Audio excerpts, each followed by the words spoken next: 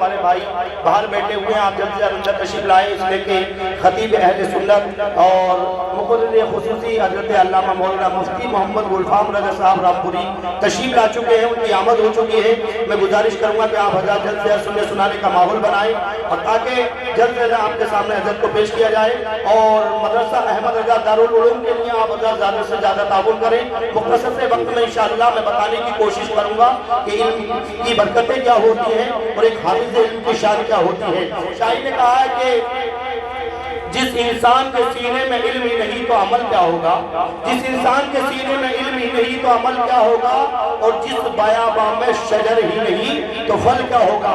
عمل کے لیے علم کا ہونا ضروری ہے اور پھل کے لیے پیڑ کا ہونا ضروری ہے۔ جس انسان کے سینے میں علم نہیں تو عمل کیا ہوگا، جس بیاباں میں شجر ہی نہیں تو پھل کیا ہوگا۔ اور دنیا کی کتابوں میں قرآن چمکتا ہے، کہہ دو سبحان اللہ۔ دنیا کی کتابوں میں قرآن چمکتا ہے، قرآن میں اللہ کا فرمان سمجھتا ہے۔ اور عادت بنا لے جو تلاوت قرآن کی، عادت بنا لے جو تلاوت قرآن کی، اللہ کی نظروں میں وہ انسان چمکتا ہے، اللہ کی نظروں میں وہ انسان چمکتا ہے۔ کتابوں میں جو افضل ہے اسے قرآن کہتے ہیں، کتابوں میں جو افضل ہے اسے قرآن کہتے ہیں۔ اتارا جس نے اس کو ہے اسے رحمان کہتے ہیں، اتارا جس نے اس کو ہے اس کو رحمان کہتے ہیں۔ اور سجا لے اپنے سینے میں جو قرآن کے 30 پاروں کو، سجا لے اپنے سینے میں جو قرآن کے 30 پاروں کو، زمانے بھر میں اس کو حافظ قرآن سبحان اللہ سبحان اللہ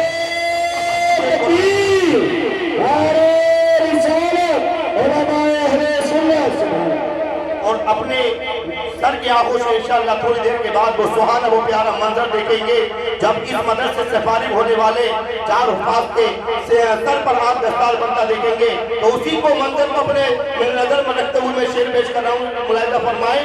دستار حفظ کا منظر اچھا لگتا ہے، کہہ دو سبحان اللہ۔ دستار حفظ کا منظر اچھا لگتا ہے، ہر حافظ آج چاند کا ٹکڑا لگتا ہے۔ دستار حفظ کا منظر اچھا لگتا ہے، ہر ایک حافظ آج چاند کا ٹکڑا لگتا ہے۔ اور حافظ کے والد کو دیکھو خوشی میں اتراتے ہیں، حافظ کے والد کو دیکھو خوشی میں اتراتے ہیں۔ ماں کی ممتا بول اٹھی بیٹا دولہا لگتا ہے، ماں کی ممتا بول اٹھی بیٹا دولہا لگتا ہے۔ آؤ میں بتاؤں علم کی شان کیا ہوتی ہے۔ ایک مرتبہ میرے صحابہ سرکار کے سامنے بیٹھے ہوئے ہیں، اللہ کے نبی نے صحابہ سے کہا، ایک صحابی کو کھڑا کیا اور کہا اے میرے صحابی بتاؤ تم کیا کام کرتے ہو؟ تو عرض کرنے لگے یا رسول اللہ میں کھیتی کا کام کرتا ہوں۔ تو میرے آقا نے فرمایا تم آدم کے ساتھ جنت میں جاؤ گے۔ دوسرے صحابی کو کھڑا کیا، پوچھا تم کیا کام کرتے ہو؟ عرض کرنے لگے یا رسول اللہ میں کپڑے سینے کا کام کرتا ہوں۔ اللہ کے نبی نے فرمایا تم ادریس کے ساتھ جنت میں جاؤ گے۔ ایک اور صحابی کو کھڑا کیا، تم کیا کام کرتے ہو؟ یا رسول اللہ میں لوہے کا کام کرتا ہوں۔ میرے آقا نے فرمایا تم داؤد کے ساتھ جنت میں جاؤ گے۔ اور ایک صحابی کو کھڑا کیا، ان سے پوچھا تم کیا کام کرتے ہو؟ عرض کرنے لگے یا رسول اللہ میں لکڑی کا کام کرتا ہوں۔ تو اللہ کے نبی نے فرمایا تم نوح کے ساتھ جنت میں جاؤ گے۔ ایک اور صحابی کو کھڑا کیا، تم کیا کام کرتے ہو؟ یا رسول اللہ میں بزنس کرتا ہوں، میں تجارت کرتا ہوں۔ اللہ کے نبی نے فرمایا تم ابراہیم کے ساتھ جنت میں جاؤ گے۔ ایک بزرگ صحابی وہاں پر بیٹھے ہوئے تھے، میرے آقا نے فرمایا تم کیا کام کرتے ہو؟ عرض کرنے لگے یا رسول اللہ جسم میں جان نہیں ہے، جسم میں طاقت و قوت نہیں، یا رسول اللہ میں کوئی ہنر رکھتا نہیں، میں کوئی تجربہ رکھتا نہیں، میں کوئی کام نہیں کرتا۔ میرے آقا نے فرمایا کچھ تو کرتے ہو گے؟ ہاں یا رسول اللہ کھیتی باڑی میں نہیں کرتا، تجارت میں نہیں کرتا، لکڑی کا کام میں نہیں کرتا، لوہے کا کام میں نہیں کرتا۔ میرے آقا نے فرمایا کچھ تو کرتے ہو گے؟ کہا یا رسول اللہ بس اتنا کرتا ہوں، آپ کی حدیث سن سن کے میں دوسروں کو سنا دیتا ہوں۔ تو میرے آقا نے فرمایا سب سے اچھا کام تو تم کرتے ہو۔ کوئی آدم کے ساتھ جنت میں جائے گا، کوئی ابراہیم کے ساتھ جنت میں جائے گا، کوئی اسماعیل کے ساتھ جنت میں جائے گا، کوئی موسیٰ کے ساتھ جنت میں جائے گا، لیکن میری حدیث کو سن کر جو دوسروں کو سنائے گا وہ مجھ محمد کے ساتھ۔ سبحان اللہ سبحان اللہ سبحان اللہ۔ قرآن کہاں پڑھایا جاتا ہے؟ مدرسوں میں پڑھایا جاتا ہے۔ حدیث رسول کا درس کہاں دیا جاتا ہے؟ مدرسوں میں دیا جاتا ہے۔ ان مدرسوں کو اپنے رقم سے آباد کرو، ان مدرسوں کو اپنے مال سے مدرسوں میں تعاون کرو، ورنہ لوگ دنیا میں مال خرچ کرتے ہیں، روپے خرچ کرنے کے بعد یہ گناہ خریدتے ہیں، لیکن یہ وہ جگہ ہے کہ اگر تم یہاں پر مال خرچ کرو گے تو تمہیں اس کا یہاں بھی ملے گا اور وہاں بھی ملے گا۔ آؤ میں بتاؤں علم کی شان کیا ہوتی ہے۔ اللہ کے نبی سے پوچھا گیا، ایک جماعت آئی عرض کرنے لگی یا رسول اللہ علم اچھا ہے کہ دولت اچھی ہے؟ تو اللہ کے نبی نے فرمایا علم ہی اچھا ہے۔ تو کہا یا رسول اللہ اس پر کوئی دلیل؟ تو اللہ کے نبی نے فرمایا علم اس لیے اچھا ہے کہ دولت خرچ کرنے سے گھٹ جاتی ہے، لیکن علم اس لیے اچھا ہے کہ دولت گھٹ جاتی ہے لیکن علم خرچ کرنے سے گھٹتا نہیں ہے بلکہ بڑھتا ہے۔ ہمارے پاس 1000 روپے تھے، ہم نے 500 کا سامان خرید لیا، 500 ہمارے پاس رہ گئے لیکن 500 کم ہو گئے، لیکن علم گھٹتا نہیں ہے۔ اس مدرسے میں تعلیم دینے والے جو ہمارے قاری صاحب ہیں، اللہ اکبر، انہوں نے ایک بچے 4 بچوں کو حافظ قرآن بنایا۔ اب یہ انشاءاللہ آگے بڑھنے کے بعد الگ الگ مدرسے دیں گے، الگ الگ مدرسوں میں قرآن پڑھائیں گے، تو پتہ یہ چلا علم گھٹتا نہیں ہے بلکہ علم کو جتنا خرچ کرو بڑھتا ہے۔ پھر ایک اور جماعت آئی عرض کرنے لگی یا رسول اللہ علم اچھا ہے کہ دولت اچھی ہے؟ اللہ کے نبی نے فرمایا علم ہی اچھا ہے۔ یا رسول اللہ اس پر کوئی دلیل؟ تو میرے آقا نے فرمایا علم یہ دولت جو ہے چوری ہو جاتی ہے لیکن علم وہ ہے جو چوری نہیں ہوتا۔ اس لیے کہ دولت جیب کاٹنے کے بعد چوری کر لی جاتی ہے، کمر کاٹنے کے بعد چوری کر لی جاتی ہے، کان پر ریوالور رکھنے کے بعد میں اس کو چوری کر لیا جاتا ہے، لیکن علم زیادہ چوری نہیں ہوتا ہے۔ یہ کو جماعت آیا کرنے لگی یا رسول اللہ علم اچھا ہے کہ دولت اچھی ہے؟ اللہ کے نبی نے فرمایا علم ہی اچھا ہے۔ یا رسول اللہ اس پر کوئی دلیل؟ تو میرے آقا نے فرمایا دولت سوار ہو کے جائے گی، علم سوار کر کے لے جائے گا۔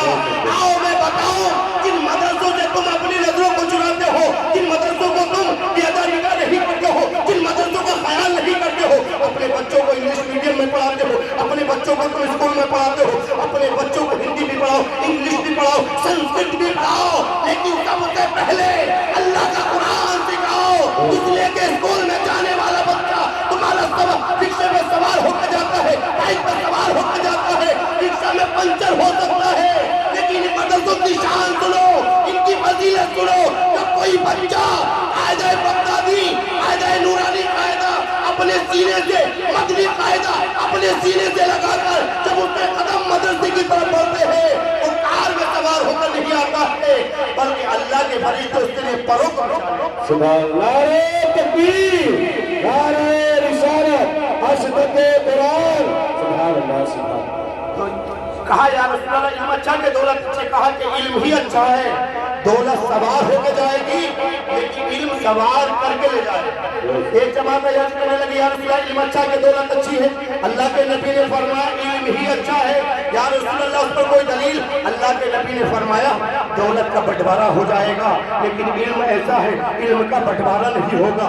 ایک باپ کے 5 بیٹے تھے، اللہ اکبر، ایک بھائی کو پڑھایا، 4 بھائیوں نے کام کیا، کسی نے تجارت کیا، کسی نے کھیتی باڑی کیا، کسی نے دکانداری کیا، کسی نے محنت مزدوری کیا۔ جب بٹوارے کا معاملہ آیا ساری پراپرٹی بانٹ لی گئی، بنگلے بانٹ لیے گئے، کوٹھی بانٹ لی گئی، پلاٹ بانٹ لیے گئے، سونا بانٹ لیا گیا، چاندی بانٹ لیا گیا، لیکن ایک بھائی کو حافظ قرآن بنایا، ایک بھائی کو قاری قرآن بنایا، ایک بھائی کو عالم دین بنایا۔ اللہ اکبر، بٹوارے کا نمبر آیا۔ اب سب نے کہا 4 بھائیوں نے کمایا تھا، اس سے 5 کیے گئے، لیکن کوئی کہنے لگے تم نے تو علم حاصل کیا ہے اس کا بھی بٹوارا کرو، تو وہ قاری قرآن کہے گا، وہ عالم دین کہے گا۔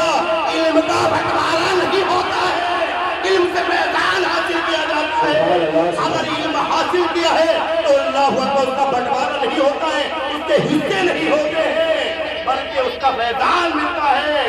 بھائی کو پڑھانے میں بھائی نے ساتھ دیا، اسے بھی اس کا اجر ملے گا۔ باپ نے لہذا ساتھ دیا، اس کو بھی اس کا صلہ ملے گا۔ ماں نے ساتھ دیا، اس کو بھی حصہ ملے گا۔ تو علم کا بٹوارا نہیں ہوتا ہے، علم سے تو فیضان حاصل کیا جاتا ہے۔ اے قول محمد قول خدا، فرمان نہ بدلا جائے گا۔ اے قول محمد قول خدا، فرمان نہ بدلا جائے گا۔ بدلے گا لاکھ زمانہ مگر قرآن نہ بدلا جائے گا۔ طلب العلم فریضۃ علی کل مسلم و مسلمہ، تعلیم حاصل کرنا، علم دین حاصل کرنا ہر مسلمان مرد عورت پر لازمی ہے، ضروری ہے۔ اپنے بچوں کو علم دین سکھاؤ، اس لیے کہ یہ علم دین سکھانا تمہارے یہاں بھی کام آئے گا، آخرت میں بھی کام آئے گا۔ اللہ کی بارگاہ میں دعا ہے کہ اللہ میرے بولنے کو قبول فرمائے، کوئی بولنے میں غلطی ہوئی تو اللہ پاک معاف فرمائے، اس مدرسے کو اللہ دین میں اچھوں کی طرف فرمائے، آمین، اللہ آمین۔ ایک بار کلمہ پڑھے تاکہ ایمان تازہ ہو جائے۔